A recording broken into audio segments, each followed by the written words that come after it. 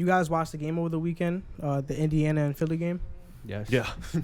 Yeah. I got to rewatch it. TJ Warren night. explosion.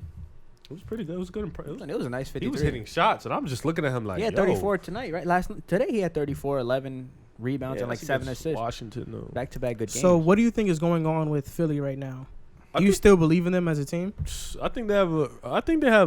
Man. They have a talented roster. Hold on, excuse me. Is that water? I think they have the rotation problem. They have chemistry problems. You can see it on the court. They don't know what they're doing. I really don't think it's the head coach right now. Brett Brown doesn't make adjustments at all, bro. He doesn't, but at the same time, I really feel like he doesn't know how to coach. That's my personal opinion, though. I don't think he's necessarily bad. No, I think Brett Brown is bad. I don't think he's like. I'm saying bad right coach. now, I don't think he's the reason for what they're doing. I really feel like the chemistry is just really off right now. I mean, yeah, you mean Shake Milton and Joel Embiid got into a fight the other day. Yeah, on the sideline. They shouldn't have lost that game. They shouldn't have at all. They shouldn't have lost that game. No, but Brett Brown is definitely a bad coach. Yeah, I think he's been a bad coach. He's out of there after this year. He has to be. I don't think he's gonna be out of there. This is why I think he's a bad coach. Let's just list the teams in the Eastern Conference. Raptors. Nick Nurse is a better coach, right? Facts. Okay. Brad Stevens. Easily. He's a better coach, Mike right? Budenholzer. Nate McMillan. He's a better coach in Indiana. Mike Budenholzer. He's a better coach. I would put in Kenny Atkinson, but he's not in Brooklyn no more, right? Eric Spoelstra. He's a better coach.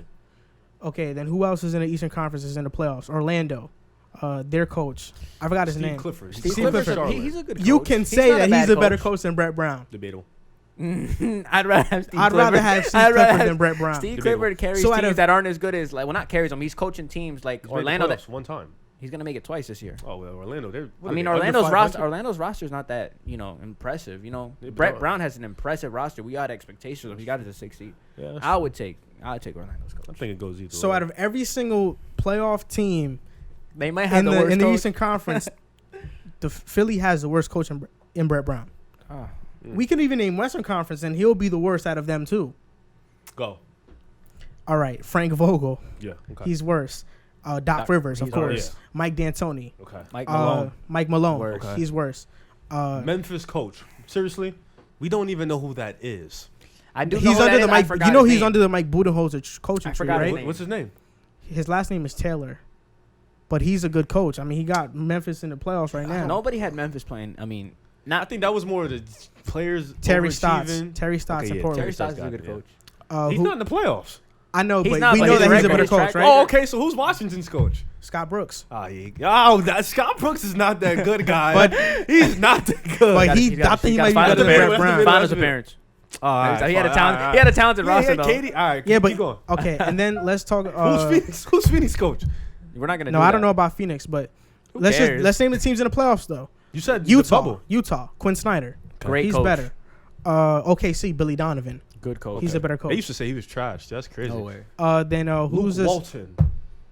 That's debatable. Who's Dallas's coach again? Dallas's coach is Rick Carlisle. Rick Carlisle's a great coach. Easily, that was So out of the playoff teams in the Eastern, outside of Brooklyn, because they have a vacancy in head coach. We have Jock Vaughn. He's an he literally might be better than Brett Brown too. Jock Vaughn? Yeah, he doesn't have enough of a track record. I'm not gonna do that. That's all right. But look, I like Jock. Out of every single team that are in the playoffs in the Western Conference and in the Eastern Conference, Brett Brown is the worst coach. He's terrible. That being said, and he's not the worst coach in the bubble though. And no, probably not. Yeah. But you should hear what Philly fans say about that dude on the regular. Go to our videos and see what they say. In every single series, one thing's certain is that Philly's gonna get out coached. You're right. Yeah, of course. So that's why I think Brett Brown is a bad coach. Like, you have a talented roster, but that's not just Philly's problem. I think Philly and Elton Brand, because he's a general manager there, he has always tried to fix cracks with glue. Yeah, like Al Horford. Or he's always tried to fix cracks with tape. Al Horford. And I'll tell you this: he hasn't panned out. Simmons and Embiid, they had Sarge there when Sarge was playing really well. He's averaging 16. Robert Covington was there. They had Landry Shamet there. T.J. McConnell was there. Let him go.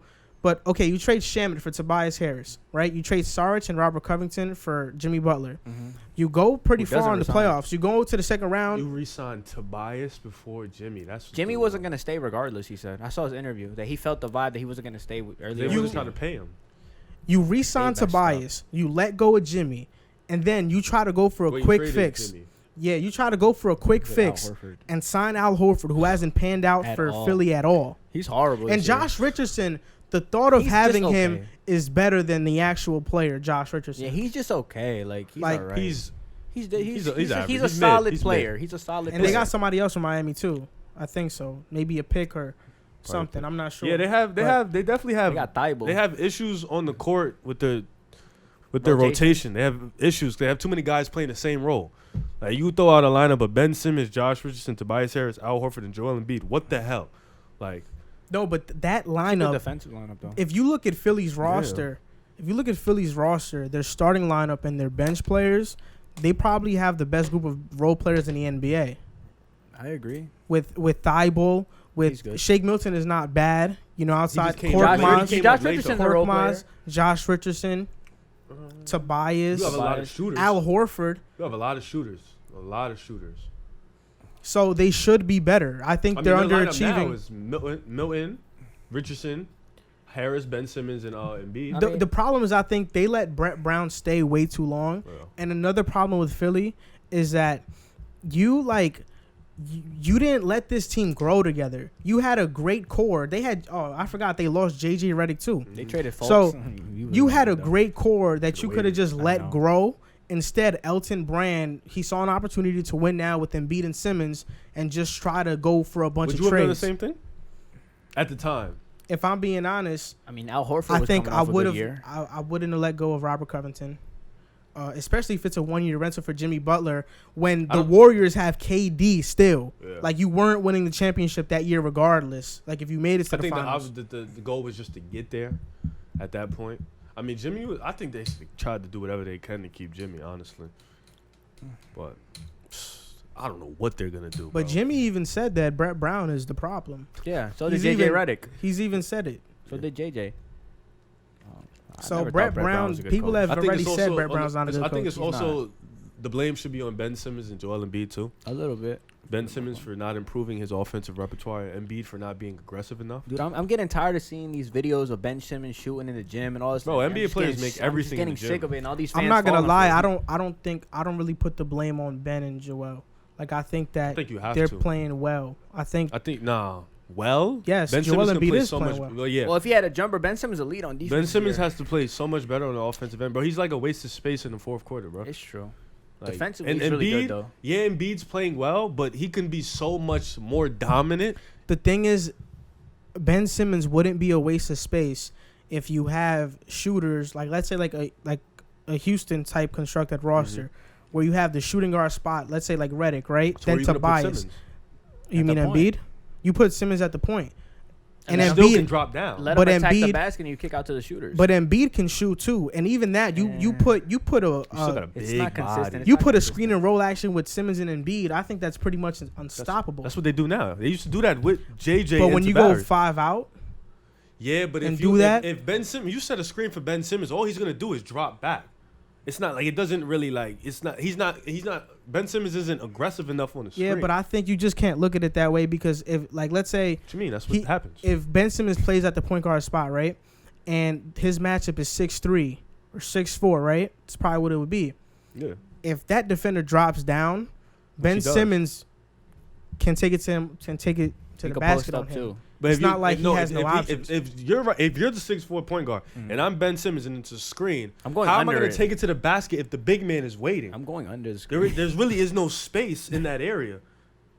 Regardless, you got to. But if the big man is waiting and Simmons takes him to the basket, then that occupies the big man and Embiid can roll, and that's where he's rolling. But where is he rolling to if they're so close to the basket? Because if you're setting a screen for Ben Simmons, more than likely the guy is probably at the free throw line. Yeah. He's probably set back waiting, so he's not. He's probably really close to the basket. Player, you don't have to really. Yeah, but there's a lot of space. There's a lot of space when there's two people though, because if they're 5 out, you got two shooters here, a wing. Then Simmons has all that space to work. But the only way a pick and roll could really work for Ben Simmons and Joel Embiid is if they get the switch with the guard on Joel Embiid. Because if I'm the primary defender, I'm going under the screen every time. And if Ben Simmons attacks, I have the big man there, I could be there. So the only way that pick and roll would work is if you have you switch. A mismatch. Big man's going to come help because he doesn't have to guard Ben Simmons unless Ben cuts. That's why you have to run it with somebody like Tobias who can screen and pop and all that other stuff. Yeah, but Tobias is inconsistent. So it's the thing is that why would Brett Brown change Simmons' position to the power forward position? I felt like he should have done that a while ago. The paint. but I just don't think it makes sense. Now you just clog the paint for Joel Embiid. Yeah. Now he has to go outside. So, like, I think even if, because, okay, you guys are talking about, like, switching or whatever. If they don't switch and Simmons has a mismatch on the guard, regardless, if they switch, then Embiid has a mismatch on the guard. Yeah. Like, it's a mismatch either way. So, for Brett Brown not to come up with the plan to try to maximize those two players is the problem. Yeah. I think that he doesn't know how to do X's and O's. So, like, he's just like, yo, play hero ball and do your thing. Because Philly doesn't, it looks like they don't know what they're doing offensively. They just play. They literally just play. And on defense, like, you look at TJ Warren, the explosion that he had, scoring like 53. He was open, bro. A lot. When Ben Simmons would get screened, and nobody would be there to help off the screen, bro. Like, nobody would be there. If TJ Warren has already hit 6 threes, why the hell don't you have somebody stepping up and helping Simmons? I heard some, like, there's some teams that run a certain type of defensive scheme. I think Phillies is, like, the Nets' defensive scheme when Kenny Atkinson was the coach was just to allow. It was stupid because I hated it, but it was just to allow the mid-range to 3-point shot, and the big man falls back to get the rebound, so it's not a mismatch and it's an offensive rebound. So I agree with you. If TJ Warren's hitting 6 threes at some point in time, you have to say, F that defensive plan. You got to step up on him because he's exploding. You know, like I agree with what you're saying because I saw the highlights today, and that actually stood out to me during lunch. Was like, okay, he's coming off the screen. He's having wide. He was at school? Nah, at work. During lunch. During lunch at work. Nah, but, like, he's coming off the screen. He's popping open threes. He hit 6 in a row. I mean, there has to be a point where you step up, so I agree with that. The thing is, though, Brett Brown, like, I don't know. There's ways to make them be their best selves. Like, you see in Houston, Mike D'Antoni staggers the minutes of Harden and Westbrook, even though that they can play perfectly fine together, but D'Antoni staggers their minutes as well. Why isn't the same being done in Philly where you stagger their minutes and you have a lineup with Embiid there, then you have a lineup with Simmons and 5 out and shooters all around, so Simmons has open space to get to the basket. Right. Because I think that if Simmons has that much open space, we won't see, like, him be Russell Westbrook. We'll see, like, that to an extent where he can just go to the basket at will. I agree. And he's a great enough passer to kick out to the open man. And that's just all we got to figure that out, man. It's too late to figure it out. You're in the bubble competing, man. They got 6 games left. Yeah, they're the 6th seed. You're going to play a tough opponent in that first round. They might play Boston. Oh, man.